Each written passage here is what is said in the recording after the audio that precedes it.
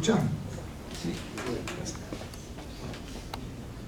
Estimado Mario, ayer en un ameno encuentro en la sala de la Asociación Víctor Jara nos contabas de tu nuevo proyecto, una biografía sobre la dirigente comunista Gladys Marín.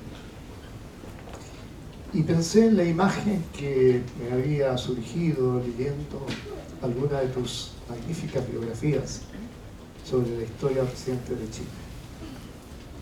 Te veía entonces deambulando por las calles de Barcelona y de pronto el embrujo gaudiano te atrapaba para comenzar lenta y minuciosamente a proyectar la catedral de la historia reciente de Chile, con sus apóstoles de esperanza, sus columnas como testigos macizos del tiempo, sus altares de plegarias por la justicia y los derechos, las esculpidas paredes con sus inscripciones de paz y también lamentos, los vitrales luminosos de las utopías y los sueños aplastados, los laberintos de la maldad, la traición espuria, el espacio manteniendo una música de redención. En fin, Mario, tu obra es todo eso y mucho más. Y lo más importante es que no está acabado. Estela y yo nos hemos preguntado cuál sería la mejor manera de abordar este coloquio y hemos concluido que tal vez sea desde una perspectiva generacional. Yo pertenezco a una generación que vivió y presenció estos dramáticos momentos. Estela, sin embargo, por su parte, vivió sus consecuencias. Bueno, buenas tardes a todos. Voy a leer una resonancia que tus libros tuvieron en mí y después pasemos a la... un poquito más fuerte. ¿Ahí? ¿Ahí sí? Sin duda el libro de Mario te envuelve de manera inquietante. Aún conociendo la historia de la Unidad Popular y de ambos personajes, en este caso el que vamos a hablar, Allende y Víctor Jara, llegamos al final no queriendo dejarlos ir. Estamos obligados por la historia a despedir al padre, al abuelo, al amigo, a los dos vanguardistas que lo dieron todo por todos. Para sus familias no hubo despedidas. El libro cuenta que Joan Jara le fue imposible despedirse como correspondía, que si lo hubiese hecho se habría aferrado a él y no lo habría dejado marchar. Besitos, chao, te quiero mucho, nos vemos. Eso fue lo que se alcanzaron a decir. Pero horas antes de su muerte se las arregló para escribir un poema, donde denunció los horrores vividos de miles en el Estadio Chile. Una copia de ese poema llegó a la casa de dos jóvenes revolucionarios, mis padres, que en ese entonces vivían en la Villa Lenin, calle Moscú, módulo Quimantú. Mi padre, reportero de La Moneda del diario El Siglo, recibió de manos de Lautaro López 2 hojas de papel con frases manuscritas por ambas caras y las transcribió a máquina. Luego mi madre se encargó de doblar cuidadosamente la carilla hasta dejarla de tal tamaño que entró en una cajetilla de cigarrillos Lucky Strike. Este documento sería entregado por la mañana a la red clandestina del Partido Comunista, para que fuera sacado de Chile hacia Moscú. Yo no nací en esta casa, pero puedo sentir el calor por un país mejor, la alegría de hacer realidad los sueños y la tristeza de la resignación. Soy parte de una generación que no vivió la dictadura, pero sí a su sombra, una sombra iluminada por la memoria y búsqueda de justicia de quienes fueron aplastados, pero no silenciados. Una generación que a 50 años del quiebre de sus vidas, como la conocían, sigue hoy con la convicción de que existe un mundo más justo y que la semilla aludida en el último discurso de Salvador Allende dará paso a miles de primaveras.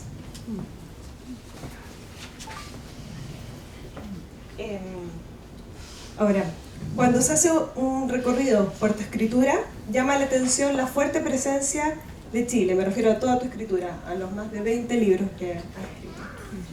Naciste en agosto del 73 y sin saberlo exactamente, a un mes de vida, el golpe del Estado chileno cambió la tuya y la de millones de personas.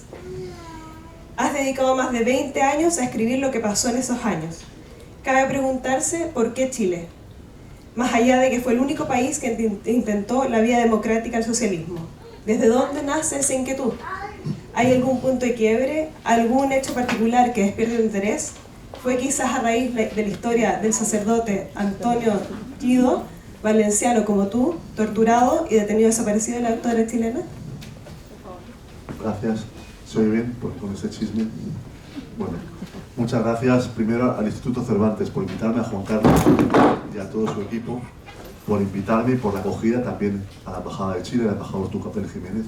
Muchas gracias a los embajadores de México y Perú, a todos los compañeros y compañeras que me acompañáis hoy, algunos ya viejos amigos, agradecer que vengo a Estocolmo, a esta ciudad y a este país que fue tan solidario con Chile, ¿verdad? Que es algo que a mí me conmueve además una ciudad especial porque mi hijo, que ya tiene 18 años, creció durante muchos años de su infancia escuchando el cuento del barco Basa, barco que vio cuando tenía 5 años de la mano de Germán Perotti y de Margareta, ¿no? Y yo le contaba la historia del barco Basa muchas noches. El interés por Chile nace hace ya mucho tiempo, casi 30 años, cuando yo era un joven estudiante de periodismo y militante de las Juventudes Comunistas en España, y vi en un afiche ese último párrafo del último discurso del presidente Allende de las Grandes Alamedas, ¿no? Para mí fue una conmoción en aquel mundo donde no existía internet y donde conseguir materiales políticos de Chile no era fácil. Bueno, ver esas palabras en un afiche me impresionó mucho, y después una amiga me regaló un cassette, los más jóvenes no saben lo que es un cassette con varios extractos del discurso de Allende, ¿no? La voz, a mí me fue una verdadera conmoción. Después, el azar de la vida y algunos hechos importantes, como haber conocido en Barcelona un centro de documentación creado por curas catalanes que trabajaban en Chile antes del golpe, que hoy es la Fundación CIDOB, el principal centro de estudios internacionales de Barcelona. Allí había un archivo impresionante, con 4 cajas de este tamaño, de documentos de Chile de antes del golpe y de después, ¿no? Con documentación muy valiosa. Alguna de esa documentación yo no he vuelto a verla en ningún otro lugar del mundo, por ejemplo, del movimiento de cristianos por el socialismo. Y luego también los primeros viajes a Chile, cuando yo era un joven periodista y conocía a personas como Hortensia Bussi, Jackson Scholl, Bordet Eitelboim, la familia del presidente Allende. Bueno, para mí fue añadir más conmoción a todo, ¿no? Y evidentemente la experiencia de la Unidad Popular atrae atención de muchos investigadores en el mundo todavía hoy, ¿no?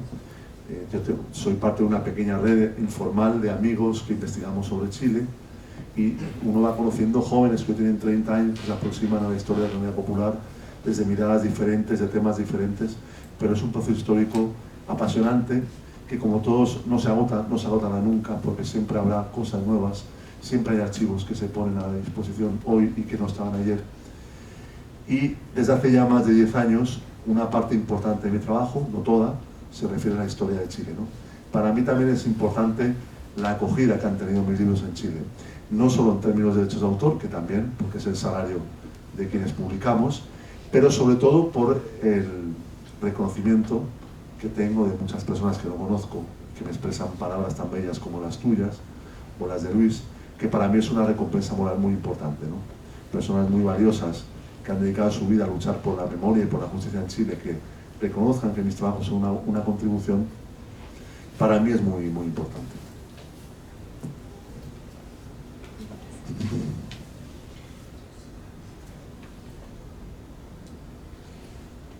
Bueno, siguiendo con esta idea de la generación, ¿no? Para la nuestra, para la mía, el por qué ha sido y es una constante obsesión, prácticamente, que domina... ¿No se escucha? No se escucha. ¿No? Súbelo. ¿Aló? ¿Se escucha? ¿Se escucha ahora? ¿Sí? Se escucha bien acá. Ahora. ¿Se escucha? ¿Sí?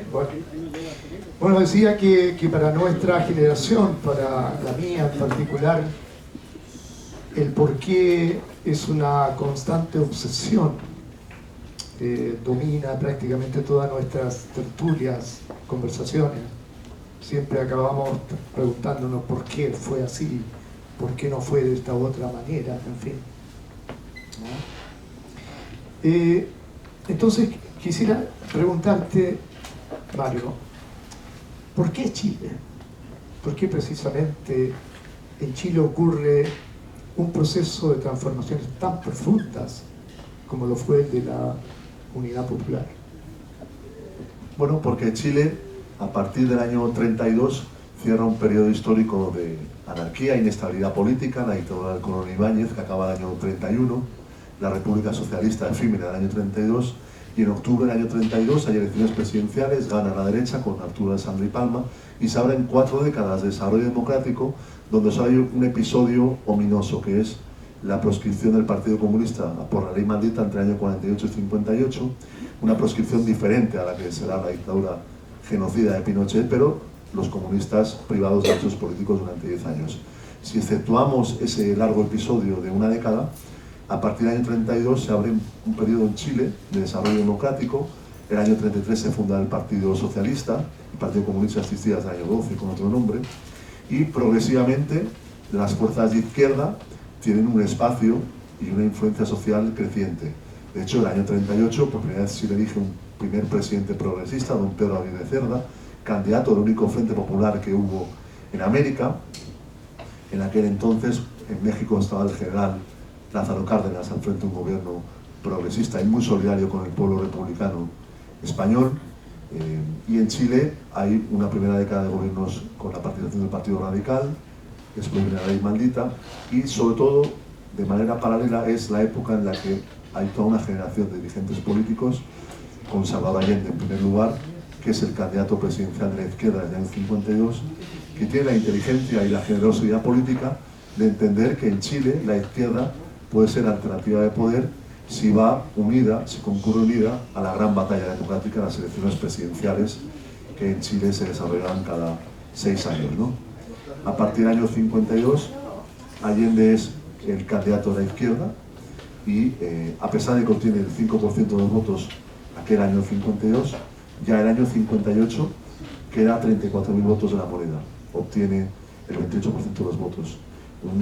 Una coalición de fuerzas políticas fundamentalmente dirigida por comunistas y socialistas, con un programa que se irá haciendo cada vez más revolucionario conforme avanzan los años, ¿no? El año 64 Allende obtiene casi el 39% de los votos y pierde porque la derecha apoya a la democracia cristiana, y esa colaboración y esa confluencia política de 2 décadas de la izquierda chilena obtiene el triunfo, como sabemos, el 4 de septiembre del año 70, una noticia que conmueve al mundo, porque ya el año 64 había en Santiago más de 200 periodistas extranjeros que iban a cubrir las elecciones presidenciales, entre ellos el enviado especial del semanario Marcha de Uruguay, un periodista llamado Eduardo Galeano, gran amigo de Allende, que entrevista a Allende el año 64 y el año 70 cuando gana, ¿no? Y ese año 70 se produce esa noticia de que por primera vez en un país, en elecciones democráticas, las fuerzas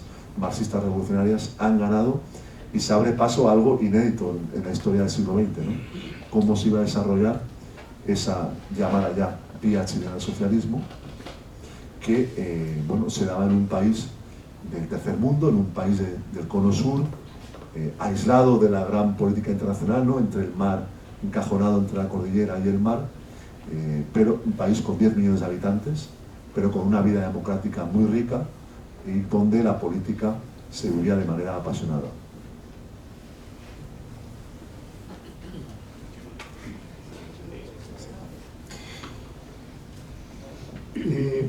Bueno, Allende y Víctor Jara son 2 protagonistas fundamentales del periodo de la Unidad Popular, que llegan, sin embargo, por caminos diferentes, la política y el arte.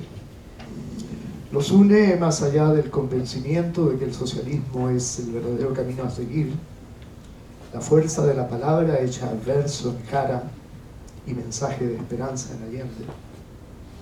Eran tiempos en que también se sabía escuchar, tiempos en que se iba masivamente a escuchar en conciertos, manifestaciones, etc. Hoy la palabra ya no tiene el mismo efecto. ¿Por qué? ¿Cierto? Bueno, vivimos en un mundo diferente, ¿no? Aquel donde en las décadas en las que Allende actúa políticamente, las décadas centrales del siglo XX, las grandes utopías políticas, sobre todo en el caso de la izquierda, movilizaban y organizaban la vida de millones de personas en Chile, en Italia, en Francia, en otros países de América Latina, en España también en los años 70. Hoy ya no es así. Hoy la política se sustenta en hiperliderazgos, en proyectos líquidos que duran poco. En cambio, en el mundo de Allende todo iba mucho más despacio. Los medios de comunicación, imagínate, en Chile la televisión empieza a ser importante en términos políticos en el año 70. En el año 64 había 1 millón de aparatos de televisión en Chile en el año 70 y la televisión jugaba algún papel, pero era sobre todo la prensa escrita y la radio las que los medios de comunicación de referencia. Hoy vivimos, y sobre todo los políticos viven en función de las redes sociales, de la instantaneidad.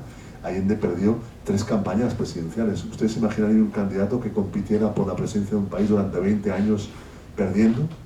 Duraría máximo 2 elecciones. Ya lo bajarían los asesores de marketing político que pesan mucho más, ¿no?, que los ideólogos y los teóricos.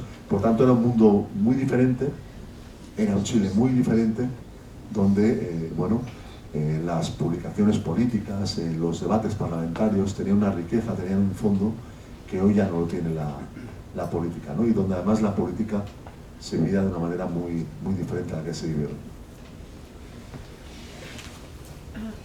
Y a la vez es la palabra donde tú decías hacer un rescate de la memoria. Yo debo confesar que al principio de la lectura de ambos libros me distraía o me sacaba de la historia que aunque la conocemos, conmueve siempre cuando uno la recorre de nuevo. La bibliografía asociada a ella, los pies de página. Pero al andar me fui dando cuenta que esa pausa también tenía un sentido. Y era darle el espacio de palabra a quienes lo vivieron y a quienes lo vivieron para contarlo. Entonces te quería preguntar también si, como rescatas los libros de tantas personas, de Patricia Espejo, de Jack Chon-Chol, ¿fue intencionado esa pausa, ese rescate también a través de tu libro, el rescate de otros? ¿Qué te pasa, qué te remueve a ti también cuando recorres la bibliografía de Chile? Era la que te obliga a tu trabajo. Claro, es parte del trabajo, ¿no? No solo la bibliografía, también la prensa. La prensa es muy importante. Yo como periodista más creo que la veo mejor que a lo mejor personas que no tienen mi formación de periodista. Por ejemplo, en el libro de Víctor Jara, en la biografía de Víctor Jara, que presenté en marzo en Chile y desde mayo en España, está muy presente la voz de Víctor. La voz de Víctor en entrevistas de prensa que he encontrado, y curiosamente, la entrevista más larga publicada a Víctor la publicó un periodista mexicano, Jorge Meléndez, en México el año 73. Después se publicó en Cuba el año 75, en la revista La Casa de las Américas. Es una entrevista olvidada y ahí encontramos la voz de Víctor, como también la encontramos en la revista del Instituto Nacional de Cultura del Perú, que le entrevistó en junio del año 73. La entrevista se publicó además después del asesinato de Víctor, donde Víctor reflexiona sobre su papel como creador, sobre el concepto de artista, sobre un tema de la época, la canción comprometida, la canción protesta. Es un tema del que Víctor va dando opiniones que evolucionan con el paso del tiempo. También una entrevista que encontré publicada en Cuba. Todas esas entrevistas me permiten situar la voz de Víctor en la biografía, como también en la biografía de Allende, las entrevistas que le hicieron al presidente, al candidato, tantas veces candidato y después presidente, y otras noticias de prensa. Y evidentemente la bibliografía permite traer los testimonios de otros protagonistas de la época, también para confrontar mis tesis o lo que Allende está diciendo. Pues cito evidentemente no solo memorias de dirigentes de la izquierda, sino también memorias de los últimos 7 o 8 años en Chile. Han publicado sus memorias algunos de los principales dirigentes de la democracia cristiana entonces, Belisario Velasco, Andrés Zaldívar y otros. Bueno, pues son traer otras voces para complementar el relato. Y sobre todo la documentación de los archivos en la medida de lo posible. En el caso de Víctor Jara, encontré cartas inéditas de Víctor con un intelectual peruano muy importante, Arturo Corcuera, que ya ha fallecido, pero gracias a su hija accedí a esas cartas. También hay cartas de Joan Jara con Arturo Corcuera, ¿no? Y son cartas donde Víctor expresa y explica muy bien sus sentimientos y sus preocupaciones. Por tanto, para armar una biografía o un libro de historia, uno tiene que intentar acceder a la mayor cantidad de documentación posible. Entré en contacto con la viuda de Daniel Biglietti, quien, en contra de lo que yo pensaba, me dijo que no conservan correspondencia, que yo creo que la tuvo que haber entre Víctor Jara y Daniel Biglietti. Pero, por ejemplo, me dirigí a la fundación de Mercedes Sosa y de Atahualpa Yupanqui y no tuve ni siquiera respuesta, ¿no? Hay que hacer esfuerzo, te lleva a que no tienes, a que no lo consigues, o no te responden, o, como yo hago en la biografía de Víctor, dejo constancia en el pie de página de que no se conserva correspondencia, para que en el futuro, quien investigue sobre Víctor, sepa hasta dónde yo pude llegar. Y a lo mejor sí encuentra correspondencia. Yo digo honestamente que yo no la he encontrado, ¿no? Eso creo que es parte del esfuerzo del historiador, buscar todas las fuentes posibles para, bueno, presentar el trabajo más exhaustivo posible. Y en el caso del presidente Allende, pues entre los archivos que he consultado están los del expresidente Patricio Aylwin y otras personalidades de la democracia cristiana, o el del embajador del presidente Orlando Letelier. ¿Dónde pones el punto final? ¿Dónde paras? Bueno, claro, ya la experiencia te lleva a saber, a tener que priorizar el esfuerzo, porque obviamente uno podría pasarse la vida buscando cartas de Allende por el mundo o de Víctor Jara, pero hay que priorizar. Cuando hice la biografía del dictador, renuncié a hacer entrevistas porque toda la gente que a mí me interesaba conocer su opinión ya había dado entrevistas. Sí me puse en contacto con la Fundación Pinochet, como me puse en contacto con la Fundación Franco para la biografía de Pinochet, y en este caso la Fundación Franco mandó varias cartas muy interesantes de Pinochet con el dictador español. El 12 de septiembre del año 73, Pinochet escribe al general Franco con un momento que pone Palacio de la Moneda, palacio que habían destruido ellos el día anterior. O sea, esto no se conocía, es muy interesante. Para mí, evidentemente, como nieto de prisionero de la dictadura franquista, no fue muy agradable dirigirme a la Fundación Franco y pedir autorización para reproducir esas cartas, pero lo tuve que hacer. Igual que me puse en contacto con la Fundación Pinochet, hasta que dejaron de responderme, porque se darían cuenta de alguna cosa, ¿no? Pero es parte de él. Entonces tú tienes que saber cuándo tienes que entregar el libro, y dentro de eso, qué esfuerzos puedes hacer, ¿no? Y también qué es lo que tú crees que puede ser más novedoso de lo que estás escribiendo, ¿no? Bueno, y evidentemente tienes que dedicar una parte de la investigación y luego una parte de un tiempo a la escritura, porque tampoco puedo dedicar más tiempo que le dedico a cada libro, ¿no? Para no te perdés, pero si es que no lo saben, tú haces un barrido por la historia que existe, por toda la bibliografía que nos has dicho, y trabajas solo. O sea, a diferencia de otros historiadores que contratan personas para que hagan la investigación, tu equipo eres tú. Sí, sí. Sí, y a mí me gusta que sea así, porque para mí lo más bonito es ir a los archivos y pasarte el tiempo que tú puedas ojeando, porque yo creo que con el tiempo, como en cualquier oficio, como el señor que es cocinero o que hace pan, pues el oficio te enseña y tú aprendes a mirar los documentos y aprendes a buscar.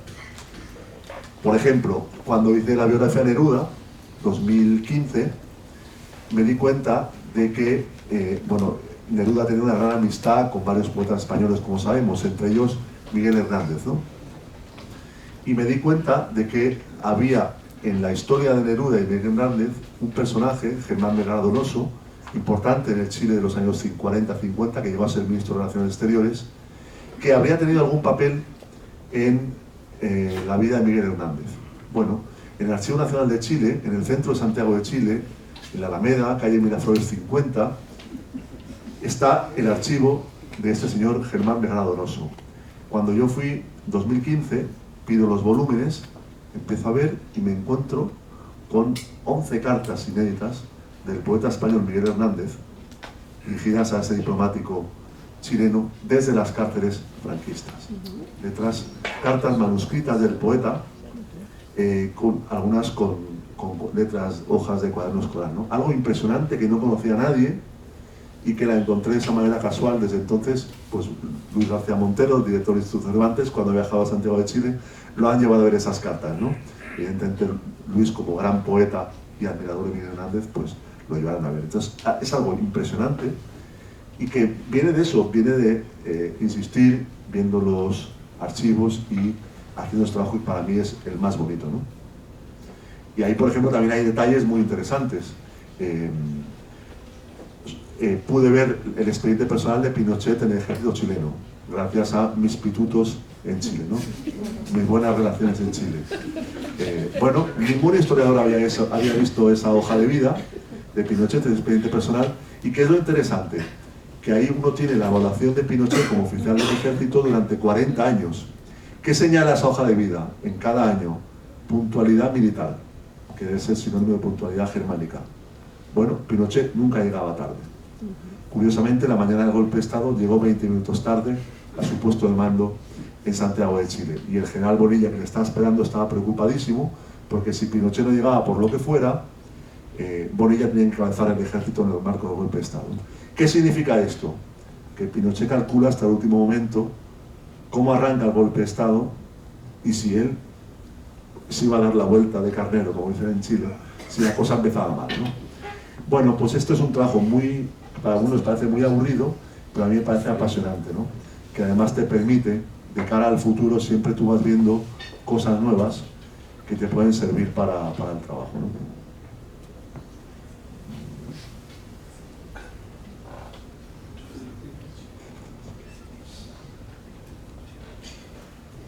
Bueno, ahora leeré algo espeluznante.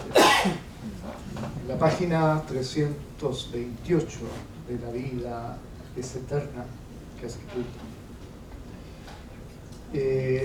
está el informe de la autopsia número 2547/73, remitido a la Segunda Fiscalía Militar con fecha 18 de septiembre del 73 y firmada por el doctor Ezequiel Jiménez. Y dice: el cadáver fue conocido posteriormente por sus familiares con el nombre de Víctor Lidio Jara Martínez. Te abro comillas: cadáver de sexo masculino que yace vestido con la ropa manchada con sangre y tierra. En la región parietal derecha hay 2 orificios de entrada de bala. En la región torácica hay 16 orificios de entrada de bala y 12 orificios de salida de diferentes tamaños. En el abdomen hay 6 orificios de entrada de bala y 4 de salida. En la extremidad superior derecha hay 2 heridas a bala transfixiante. En las extremidades inferiores hay 18 orificios de entrada y 14 de salida. Cierro las comillas. Podríamos buscar explicaciones quizás más allá de los cálculos políticos y preguntarnos, por ejemplo, que lo más terrible del ser humano aflora en circunstancias de álgida confrontación, como ocurrió en Chile. Entonces aparecen monstruos y personajes como los Contreras, los Kashnov, Romos y Pinochet. ¿Te parece, Mario, que estos personajes bordan más bien lo ficcional? ¿Te parece que estos personajes bordan más bien lo ficcional? No, porque lamentablemente fueron reales, ¿no? Y actúan en un momento histórico concreto. Cada uno es evidentemente... ¿qué te diría yo ante eso, no? Lo he nombrado, bueno. El golpe de Estado será el 11 de septiembre, como sabemos. La Junta Militar se constituye por la noche. Pinochet es elegido presidente de la Junta Militar con un título honorífico, con una función representativa. No estaba en la hoja de ruta de los golpistas una dictadura como la de Pinochet. Había oficiales partidarios de un llamado golpe blando y había oficiales como Pinochet que muy pronto decidieron para dónde iba a ir el país, ¿no? A una refundación política, económica, social, constitucional, y también a la creación de un régimen personalista, donde Pinochet, a los 15 meses del golpe, se ha logrado que la Junta le designe presidente de la República, y donde Pinochet, con mano de hierro, gobierna ese país con un instrumento que es el terror. Y para eso no recurre a las fuerzas armadas existentes, recurre a un instrumento como la DINA, que se crea después del golpe y que Pinochet encarga a un oficial especialmente brutal, Manuel Contreras, coronel en Tejas Verdes, que el año 69 en la revista Memorial del Ejército de Chile publica un artículo en el que dice: la lucha contra la guerrilla se gana matando a los guerrilleros, hablando de Vietnam, pero después lo aplicaron en Chile, ¿no?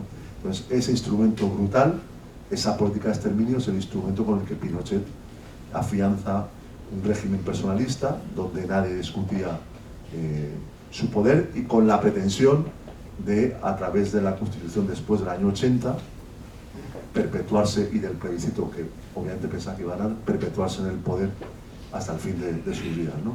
Y ahí actúan oficiales como Krasnov y otros que tienen una mentalidad propia, que han sido formados en la doctrina de la Guerra Fría, en la doctrina de seguridad nacional, que ven en los comunistas, entre comillas, porque ahí incluyen a cualquier demócrata y a cualquier persona de izquierdas, el enemigo interno que está incrustado en el país y que hay que exterminar, ¿no? Esa es la lógica que lleva a Villa Grimaldi, que lleva a los vuelos de la muerte, que lleva a la tortura, como se practicó en Chile hasta límites completamente inhumanos e irracionales. Bueno, ese es el, como yo creo que hay que entender a estos personajes, ¿no? Y sobre todo a Pinochet. Al presentar tu biografía en Chile, de Víctor Jara, uno de los titulares de diarios españoles y chilenos fue: a Víctor Jara no le amputaron las manos antes de asesinarlo.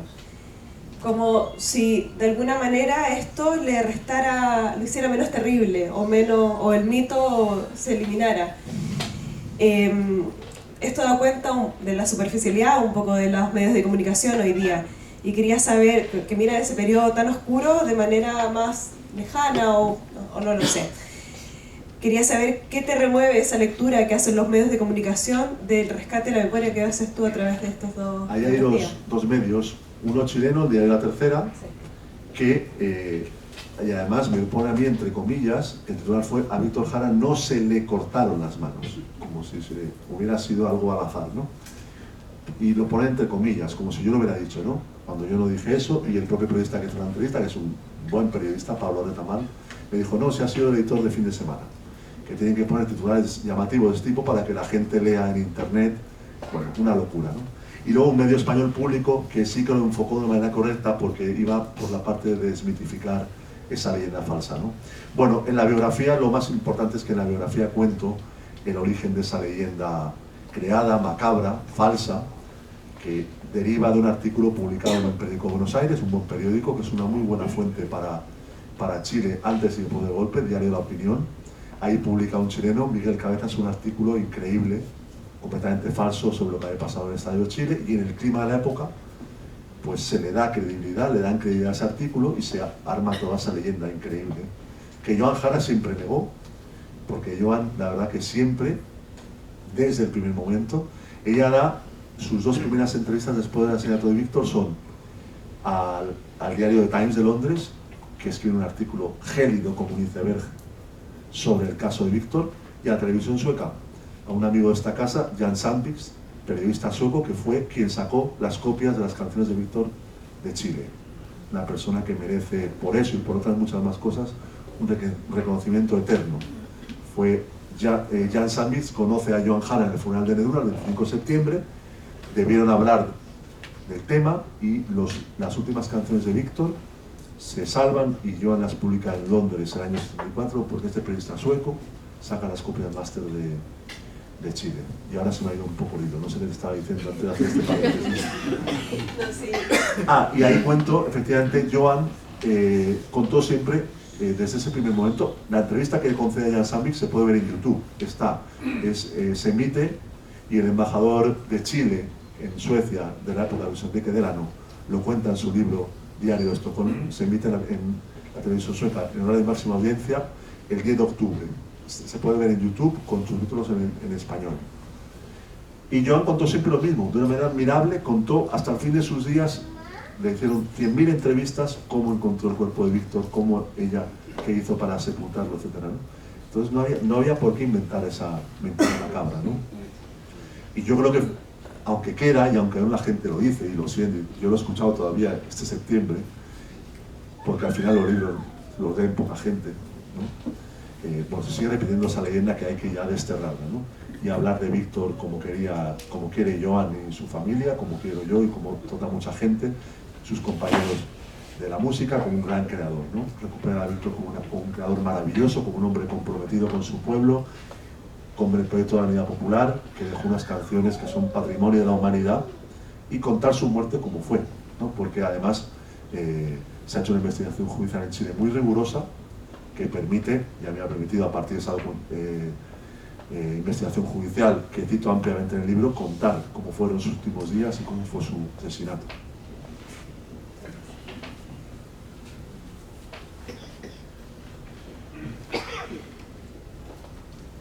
Bueno, Allende y Jara son dos gigantes de una época, sin duda. ¿Perdurarán las canciones de Jara a un modo de un Guernica de Picasso, de los desastres de la guerra de un Goya? ¿Perdurará la consecuencia, el valor, la honestidad de Allende por sobre sus objetivos políticos? ¿Por sobre sus objetivos políticos? Sí. Bueno, yo creo que está claro que van a perdurar, ¿no? Han perdurado 50 años y en Chile y en España y aquí en Suecia y en otros muchos países ha habido actos de recuerdo a Allende y a Víctor Jara, ¿no? Y yo creo que por suerte va a ser así y por suerte las canciones de Víctor además las cantan con diferentes géneros musicales, artistas jóvenes de todo el mundo, ¿no? Conmueven a muchos grandes artistas internacionales, les conmueven, y cuando van a Chile, U2 o Bruce Springsteen, recuerdan a Víctor, ¿no? Sting, tantos otros. Y los valores de Allende yo creo que siguen vivos y presentes, ¿no? Y es una figura del presidente Allende como representación de lo que fue la Unidad Popular, que inspira a muchas personas fuera de Chile, muchas organizaciones políticas, sociales. El nombre de Allende está en los callejeros de infinidad de ciudades. En España hay un equipo de fútbol en Córdoba que se llama Salvador Allende, ¿no? Por tanto, es una figura que yo creo que transmite valores democráticos, valores avanzados de justicia social, revolucionarios, y que siguen vigentes, y yo creo que seguirán vigentes. Para el segundo periodo de Bachelet, de la expresidenta Bachelet, le hiciste una entrevista en la que ella decía que su objetivo era corregir, o sea, superar de manera definitiva la herencia de la dictadura y corregir 4 décadas del neoliberalismo extremo.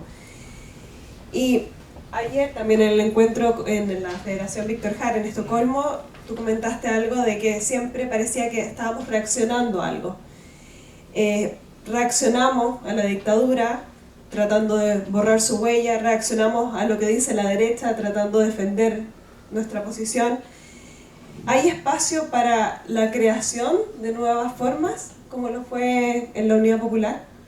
Bueno, hay un empeño en Chile, en el caso de Chile un empeño importante. Hay un gobierno de izquierdas con el presidente Gabriel Boric que tiene la propuesta de hacer transformaciones de fondo. Ahora, esas propuestas se desarrollan en el marco que conocemos, ¿no? Con minoría en el Congreso Nacional y con una derecha que es reacia a tocar lo medular del sistema neoliberal en Chile porque les proporciona unos enormes beneficios. Las pensiones privadas, la universidad privada, la sanidad privada, evidentemente castiga a las grandes mayorías porque obliga a las familias a pagar esas carreras al precio que no se paga en casi ningún país del mundo, pero eso beneficia a un sector pequeño de la sociedad que tiene el poder económico en el país y controla los medios de comunicación, ¿no? Por tanto, no es fácil, no le fue fácil a la presidenta Bachelet en su segundo mandato, teniendo mayoría en el Congreso Nacional, pero al frente de una coalición muy amplia, y no le está haciendo fácil al presidente Gabriel Boric, ¿no? Pero hay que mantener el empeño y hay que presentar, en mi caso yo soy ciudadano español en España, el proyecto político que uno desea, ¿no? Y después que sea la ciudadanía la que decida.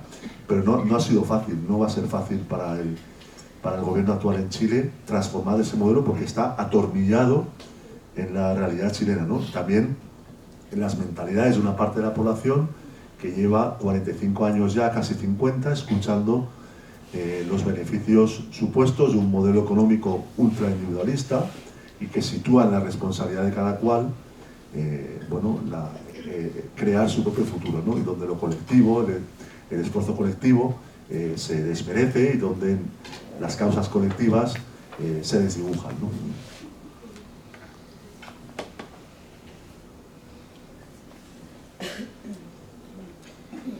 La izquierda de mi época leyó ávidamente, pero esas lecturas no nos ayudaron e iniciamos un proceso de autocrítica y renovación, dando origen a nuevas lecturas y bibliotecas. Sin embargo, la derecha parece no estar dispuesta a renovarse, ni mucho menos a leer. Quizás porque le es más fácil defender lo conquistado. Bueno, en eso están, ¿no? En eso están. En el caso de Chile, claro, es un país donde los medios de comunicación están en manos de la derecha, donde ya cuando uno va al kiosco de prensa a comprar un diario, solo hay un diario, que se puede llamar periodismo, que hace periodismo, claro, que es el Mercurio. Si uno quiere otro diario, las últimas noticias, y luego a las 2 de la tarde puede comprar la segunda. Todos del mismo dueño, todos periódicos de derechas, todos periódicos que fueron golpistas del 73, que fueron cómplices de la represión de la dictadura y que jamás han dedicado un editorial ni un mínimo comentario a hacer esa autocrítica del papel que cumplieron. Y sin embargo piden a los demás que hagan su autocrítica, ¿no? Y jamás han dicho nada al respecto, ¿no? Por tanto, es difícil en un país donde la prensa democrática es muy chica y donde la prensa y de lo que habla la clase política está condicionado por una agenda creada artificialmente por esos medios de comunicación. Cuando tú prendes el telediario de noticias y solo te hablan de crímenes y de inmigración como problema, acabas votando al señor José Antonio Cast, porque crees que los grandes problemas de tu país son la inmigración como problema y el tema de la seguridad, ¿no? Bueno, pues es muy difícil, han pasado 50 años ya y las transformaciones de fondo en Chile están pendientes y el tema constitucional va a seguir pendiente, porque Chile no va a tener todavía una constitución propia del siglo XXI, sino que va a seguir de una manera u otra una constitución neoliberal. Al leer la biografía de Allende, uno queda con la sensación de que no le dieron ni una semana de una alternativa. O sea, desde ya o de antes ya se venía gestando esto, o sea, los contactos con Estados Unidos, etcétera, no le dieron ni un respiro. Eso por una parte. Y por la otra, queda una sensación de absoluta impunidad, que lo hablábamos con Luis, de que una impunidad que, con el caso de Víctor Jara, también Pedro Barrientos, en la extradición está pendiente, y que al final la impunidad está asociada a la injusticia, al anhelo de justicia, porque si bien la justicia que han buscado los familiares detenidos desaparecidos, de las víctimas de violación a los derechos humanos, la justicia chilena ha quedado muy al debe. Entonces también quizás ahí hay un debe de dar el ejemplo de condenar que no se ha podido en Chile. ¿Cuál crees tú que ahí son las trabas que vemos? Que esa impunidad, que no hay forma como de sacarse esa sensación después de leer tus libros. Bueno, pero es que yo vengo de un país donde hay impunidad absoluta. Entonces ya quisiera yo que en Chile, que en España hubiera un museo de la memoria, que en España hubiera memoriales, que en España hubiera, gracias a que hubo en Chile un movimiento de derechos humanos y unas fuerzas de izquierda que pidieron siempre justicia y que no decayeron jamás en pedir justicia, que en España tuviéramos a decenas de represores de la dictadura franquista en la cárcel como pasa en Chile. Evidentemente siempre falta mucho, siempre tarda la justicia. En el caso de Víctor Jara, 50 años hasta que finalmente la Corte Suprema ha dictaminado las condenas definitivas. Ahora queda pendiente el asunto de Barrientos, que está en Estados Unidos, y su extradición a Chile, pero en Chile se ha avanzado y no ha sido fácil y ha sido mérito, sobre todo del movimiento de derechos humanos y de la izquierda, ¿no? Que jamás dejó de pelear por lograr esa justicia, ¿no? Y bueno, un lugar tan impresionante como el Museo de la Memoria, que fue obra de la presidenta, una iniciativa de la presidenta Michelle Bachelet, y tantos memoriales que hay, y la batalla de los tribunales, tan impresionante, ¿no? Porque he leído ya muchas causas de de crímenes de la dictadura, y realmente es la tenacidad. El caso de Víctor Jara se cerró en 2008. Se cerró, el ministro lo cerró y se pudo reabrir, y la clave fue un conscripto del año 73 que llega y le cuenta a la PDI lo que había pasado finalmente en el Estadio de Chile. Y ahí se reactiva el caso y llegan a las condenas.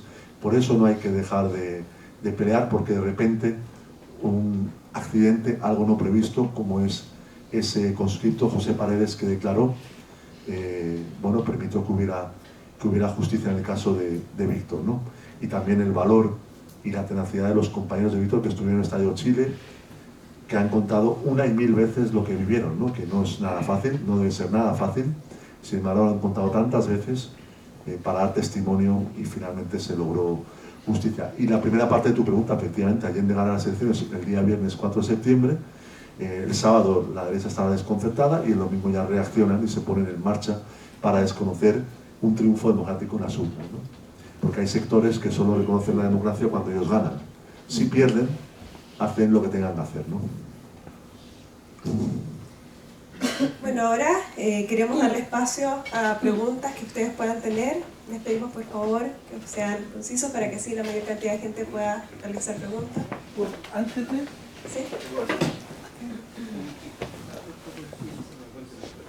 Antes de pasar a las preguntas, que me llegó un papelito acá, y yo quería contarte, Mario, que ahí tú ves que el evento más importante que hicimos en conmemoración de los 50 años es Gracias Suecia. Y le dimos la medalla de la solidaridad en ese momento a 8 personas suecas que trabajaron por Chile en la solidaridad. Hoy día está presente acá Stefan de Wilder,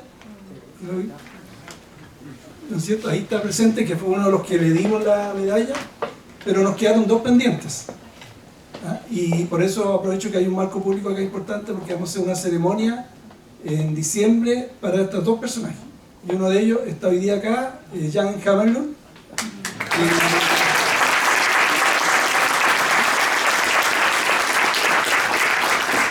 Y el otro, ¿por qué me acordé y me levanté a decir esto? Porque tú acabas de nombrar a Jan Sandqvist. Y él es el segundo premiado, ¿no es cierto?, que le vamos a dar la medalla a la solidaridad, que la da el presidente y nuestro país. Así que va a ser Jan Hammarlund y Jan Sandqvist, que vamos a hacer la ceremonia y la vamos a anunciar por redes sociales para que ustedes puedan asistir también a acompañar a estos 2 grandes suecos que trabajaron mucho con la solidaridad con Chile.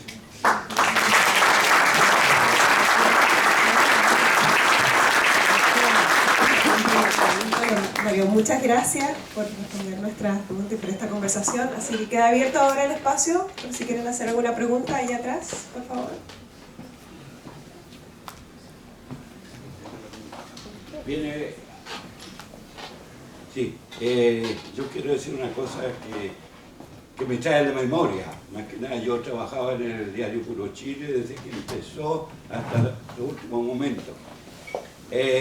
Cuando hablaba de las veces que había sido candidato Salvador Allende, cuando fue la primera vez yo tenía 10 años, pero cuando fue la manifestación de Allende frente al diario Puro Chile, la primera manifestación para iniciar las elecciones, cuando la primera campaña que hizo Allende eran multitudinarias, pero de familias, que iban familias enteras a las campañas. Entonces, pero después el resultado no eran tan grandes.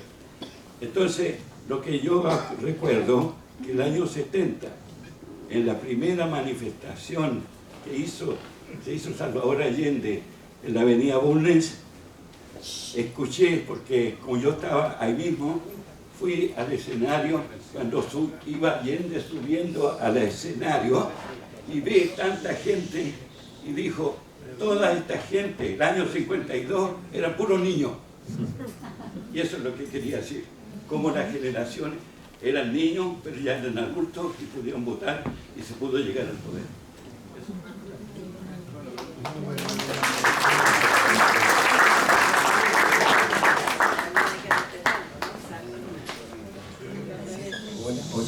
Sí, bueno, muchas gracias por las muy buenas posiciones y las preguntas también. Quería preguntar sobre qué se sabe más sobre la muerte de Eduardo Frei Montalva. y la conexión esa además al asesinato de Berríos en Uruguay y la posible conexión con el Plan Cóndor. ¿Qué se sabe más de eso? Bueno, ¿Hubo un asesinato atrás de eso? ¿Cómo se sabe? Gracias. Bueno, primero agradecer a Luis y a Estela sus preguntas y que me acompañen aquí. Y respecto a la pregunta, bueno, la Corte Suprema en Chile acaba de dictaminar que no hubo asesinato del expresidente Frei, que la muerte fue por causas naturales, ¿no? Por una enfermedad, etc., ¿no? Acaban de descartar la tesis del asesinato. Esas causas judiciales son decenas de miles de páginas. Yo he leído la del caso de Pablo Neruda. Estamos a pocos días de que la ministra Paula Plaza dicte sentencia en primera instancia sobre la muerte de Neruda. Son casos muy difíciles. Yo he publicado un libro que presenté aquí en este mismo lugar hace 11 años sobre el último año de vida de Neruda y una biografía del poeta, y nunca me he pronunciado. Me han preguntado decenas de veces, ¿usted cree que lo mataron? Nunca he dicho si lo mataron o no. Porque ha habido una exhumación en el caso de Neruda, porque ha habido un panel de científicos y porque hay una justicia chilena y unos abogados de la acusación que tienen que pronunciarse. Entonces yo, respecto a la causa de muerte del poeta, que la conozco, que la he leído, que la sigo hace 11 años, nunca me he pronunciado. Por eso no me pronunciaría sobre el caso del expresidente Frei, ¿no? La familia y doña Carmen Frei ha acogido, bueno, no comparten la tesis de que no hubo magnicidio. Yo respeto mucho el trabajo que ha hecho doña Carmen Frei, me parece una mujer muy honesta. Y bueno, es lo que te puedo decir, que la Corte Suprema ha dictaminado que no hubo magnicidio. Siempre pueden quedar dudas, pero yo creo que para pronunciarse uno tiene que documentarse. Yo tengo el libro que escribió doña Carmen Frei, no lo he leído y no conozco la causa judicial, por tanto no te puedo decir nada más que describirte el panorama, ¿no? Para tener una opinión propia yo creo que hay que leer y pronunciarse, ¿no? Hola, gracias. Una pregunta. Hace poco sale la información de que el dueño del Mercurio era pagado por la CIA. ¿Qué sabías tú de eso durante todo el tiempo que pudiste recorrer la información en Chile? Bueno, se sabe hace ya mucho tiempo. En la biografía del presidente Allende actualizo lo que tiene que ver con lo que usted señala, ¿no? ¿Cuál es la clave? Y enlazo con lo que decía Estela. Allende gana las elecciones un viernes 4 de septiembre. Hay unos primeros días donde la derecha sondea a la democracia cristiana si en el Congreso Pleno, en el Congreso Nacional, van a votar por Allende o podrían votar por Alessandri, que era constitucional esa opción, y Allende no ganaba. Pero la dirección de la democracia cristiana públicamente reconoce la legitimidad del triunfo de Allende y da a entender de que votará por Allende en el Congreso Nacional a la espera de la elecciones, ¿no?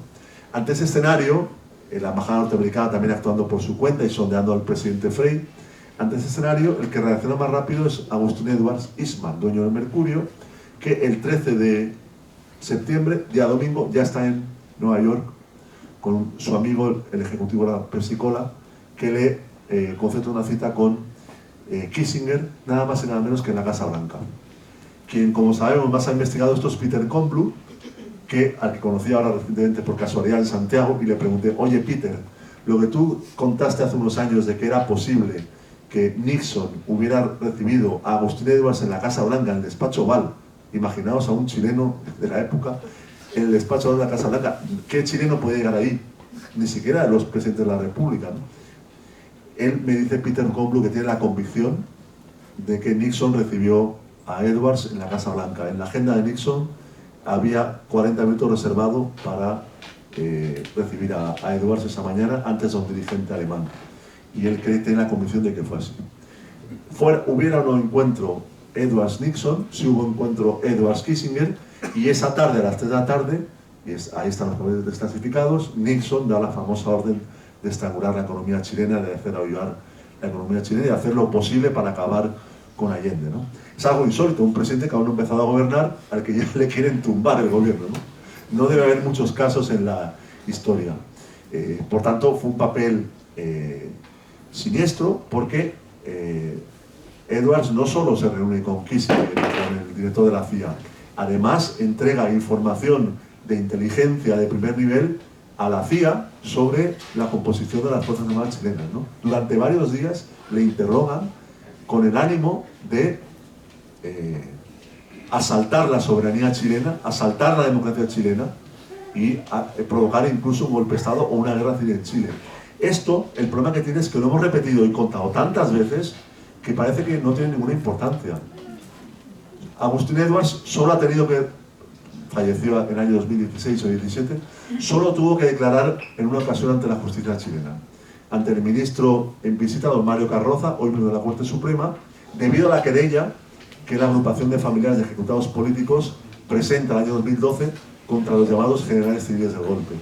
Sumario que consulté para un libro mío que se llama Entre el año y la fecha, y ahí Edwards, ¿qué le dijo al juez chileno, al ministro en visita? Que no se acordaba de nada y que él fue a Washington de paseo, ¿no? Esa es la realidad y una de las carencias democráticas en Chile, y en mi país las hay en ese terreno multiplicadas por 1000, es que este tipo de personajes, que yo llamo y otros llamamos generales civiles del golpe, nunca han tenido que rendir cuentas.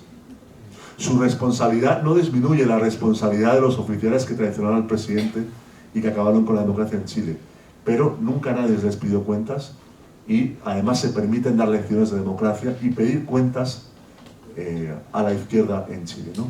Nunca el Mercurio ha pedido perdón por la responsabilidad que tuvieron en la destrucción de la democracia en Chile.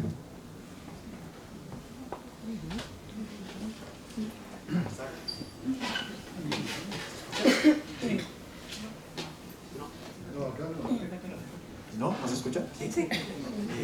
Bueno, yo tenía una pregunta más bien desde el punto de vista personal. Una pregunta más bien como escritor desde el punto de vista personal. Yo soy una persona que nació a fines de los 80 y bueno, yo tenía 3 años cuando la dictadura cayó. No tengo mucho recuerdo de eso, yo soy más bien crecido en los 90. Pero quería preguntarle que su libro de todas maneras va a llegar a gente joven, lo van a leer y me interesa saber qué es lo que a usted le gustaría que las personas jóvenes puedan llevarse consigo después de leer su libro y los otros libros que también usted ha publicado. ¿Qué le gustaría a usted que los jóvenes pudieran sacar de él? Los que no vivieron esa época, pero escucharon a través de sus padres o personas que conocieron. Bueno, yo creo que los jóvenes en Chile tienen a su alcance muchos libros importantes sobre historia de Chile, de muchos historiadores, de muchos periodistas que hemos hecho todos un esfuerzo grande por cada uno desde nuestro punto de vista hacer un aporte, ¿no? Se han publicado una gran cantidad de libros ahora en Chile y yo creo que están ahí, están a disposición de quien quiera leerlos, ¿no? Yo tengo un hijo de 18 años, sé que no es fácil que los jóvenes lean hoy, nada fácil, ¿no? Porque tienen a su alcance cosas que nosotros cuando éramos jóvenes no teníamos, ¿no? Pero bueno, ahí están y cualquier libro de historia bien escrito le aporta a cualquiera de nosotros una información que no teníamos, ¿no? Porque detrás hay un esfuerzo de un historiador o una historiadora que ha profundizado en un tema que se ha dedicado durante mucho tiempo y que, bueno, cuando uno quiere ser, como decía antes al profesor, ¿no? Cuando uno quiere opinar y saber sobre un tema tiene que documentarse y ahí hay una gran cantidad de libros que por suerte en Chile se han publicado este año, ¿no? Entre ellos el mío, pero también muchos otros de diferentes temas. Yo tengo una pregunta. En relación al asesinato de Orlando Letelier, ¿cuál es el mea culpa que ha hecho Estados Unidos? Usted también mencionaba que Agustín Edwards quedó absolutamente impune. Claro. Yo siento que Estados Unidos tampoco ha hecho absolutamente nada por reivindicar el asesinato de Letelier. Más que todo, hicieron esta especie como de cambio de que la DINA no podía llamarse DINA, pero ahora era, en el fondo lo único que hicieron fue el cambio de nombre. ¿Qué ha hecho Estados Unidos en relación a eso? ¿Cuán grave fue el asesinato de Orlando Letelier para Estados Unidos que hubiese sido en Washington? Y que además murió, como sabemos, Ronnie Moffitt, ciudadana norteamericana que estaba embarazada, ¿no? Y su esposo, Michael Moffitt, quedó herido. Bueno, Estados Unidos ha hecho muy poco, ¿no? Ahora se esperaba que para el 11 de septiembre, por ejemplo, el antiguo canciller de Chile, Heraldo Muñoz, planteó una entrevista que tal vez para el 11 de septiembre el presidente Joe Biden haya un gesto simbólico, más o menos simbólico, en relación con la responsabilidad de su país, de Estados Unidos, en el golpe de Estado en Chile. Pero claro, no dijeron nada, porque si hubieran dicho algo, después tendrían que haber pedido perdón por Guatemala, por Uruguay, por Argentina, por Brasil, por Cuba, por República Dominicana, por hablar solo de América Latina, ¿no? Con lo cual sería abrir una puerta muy peligrosa. El Salvador, en fin, han hecho desclasificar papeles de manera incompleta que ha permitido conocer mejor la historia, ¿no? Pero evidentemente queda pendiente. Cuando el presidente Obama estuvo en Chile hace unos 10 años, Ariel Dorfman le pidió un gesto que han hecho muchos presidentes y personas relevantes cuando van a Chile, que es visitar la tumba del presidente Allende con respeto, y ese solo gesto, ese gesto ya hubiera tenido una carga simbólica muy importante. Bueno, el presidente Obama no atendió la sugerencia de Ariel Dorfman.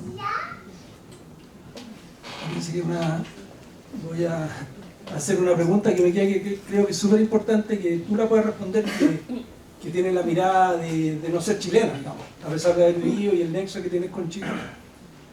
Uno cuando lee tu libro y lee lo de Víctor Jara, el sufrimiento, el dolor, los momentos oscuros de nuestra patria. Por eso yo decía que la memoria es importante con tus libros, porque es la forma de mantener el recuerdo de forma permanente, ¿no? Son los libros. A mí me llegó mucho la biografía de Víctor Jara porque, ¿sabes? Yo fui diputado y estuve varias veces con Joan Jara, y cuando se hizo el funeral oficial de Víctor Jara el año 2009, me tocó asistir ahí. Y Joan Jara, cuando supo que estábamos con el exdiputado Sergio Aguiló, salió a hacer la guardia de honor con nosotros ahí.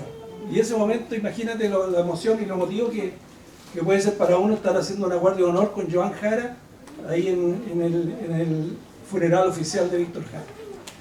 Y yo vi la entrevista tuya que hiciste en Chile con Freddy Stock. Y me quedó marcada una que la prensa en esos años llamaba al odio. Había un titular, o hubo un titular de la segunda, que decía junten rabia.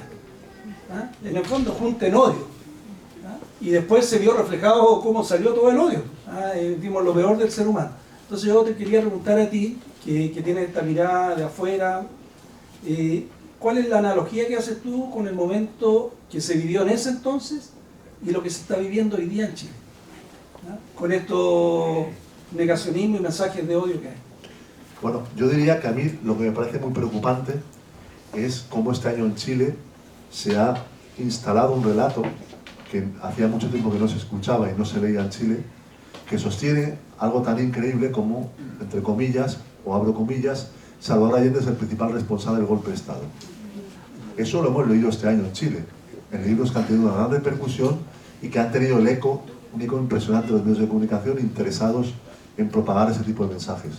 Bueno, eso es lo que dijo Pinochet y la dictadura del año 73, no es nuevo, ¿no? Los más mayores lo recordarán, ¿no? Las responsabilidades de la Unidad Popular, que era un desastre y una coalición caótica que sumió a Chile en una situación tan grave que el golpe de Estado fue inevitable y el pronunciamiento militar salvó a Chile del comunismo, ¿no? Pues eso, de una manera más académica, menos zafio, lo hemos escuchado este año. Y como decía, en un país donde solo hay medios de comunicación de derechas, pues es el discurso que han propagado este año, ¿no? Muy preocupante, porque además lleva aparejado la relativización de los crímenes de la dictadura, del propio golpe de Estado. En Chile este año no ha habido debate sobre la figura de Pinochet. Nadie ha hablado de Pinochet. Nadie ha hablado de cuando el presidente Gabriel Boric se atrevió a criticar a Sergio Nofre Jarpa, el presidente del Partido Nacional en el año 73, golpista, quedó la grande en Chile y había hablado de Jarpa como ministro de Interior, no como golpista en el año 73. Y bueno, se le cayeron encima al presidente de la República, ¿no? Y así, nadie ha hablado de Patria y Libertad, nadie ha hablado de la responsabilidad de los grupos empresariales, de la SOFOFA y de todos esos grupos empresariales que se declararon en estructura de guerra contra el gobierno de Allende desde septiembre del año 71. Nadie ha hablado de la intervención de la CIA hasta que Peter Conroy llegó a Chile y se metió un documental en un canal de televisión. Solo se ha hablado de los supuestos errores de la izquierda y de la supuesta incapacidad del presidente Allende para gobernar, ¿no? Bueno, algo muy preocupante que tiene que ver también con el ascenso de la ultraderecha en Chile, con una derecha que se siente libre de responsabilidad con lo que pasó para exponer y propagar ese tipo de argumentos, y es un retroceso muy grande respecto a los 30 años y a los 40 años, ¿no?